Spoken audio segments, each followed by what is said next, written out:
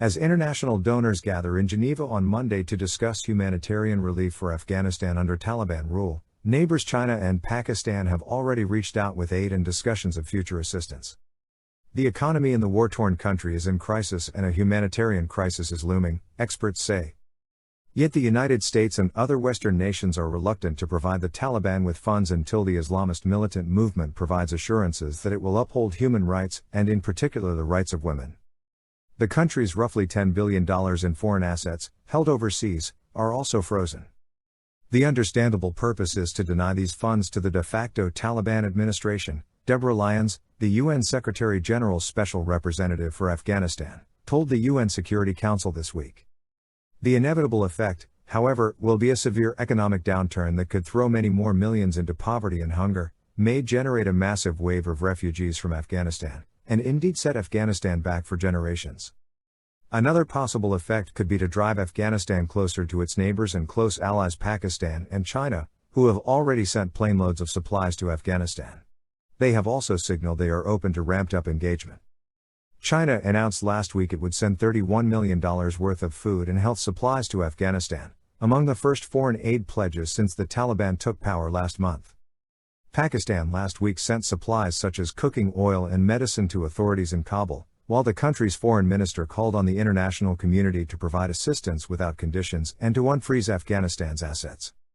Pakistan has had deep ties with the Taliban and has been accused of supporting the group as it battled the U.S.-backed government in Kabul for 20 years, charges denied by Islamabad. China, with a strong alliance with Pakistan, has also been engaging with the Taliban. Some analysts said it was enticed by the country's mineral wealth, including large reserves of lithium, a key component for electric vehicles.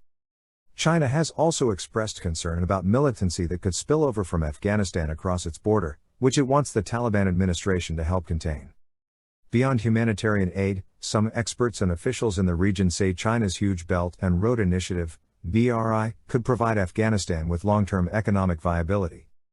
One possibility is Afghanistan joining the China-Pakistan Economic Corridor, CPEC, a central part of the BRI, under which Beijing has pledged over $60 billion for infrastructure projects in Pakistan, much of it in the form of loans. The Taliban would welcome joining CPEC. China would also be very happy, said Rustam Shah Mahmud, Pakistan's former ambassador to Afghanistan.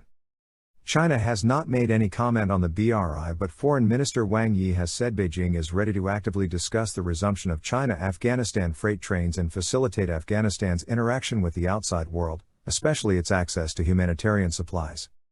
Pakistan's Foreign Office and a Taliban spokesperson did not immediately respond to requests for comment. Taliban leaders in recent weeks have said they want good relations with China.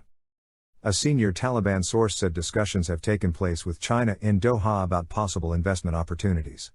China is interested in mining in particular, but any activity in the sector will be open to tender, the source said. The Taliban welcomes foreign investment that will benefit the country, he said.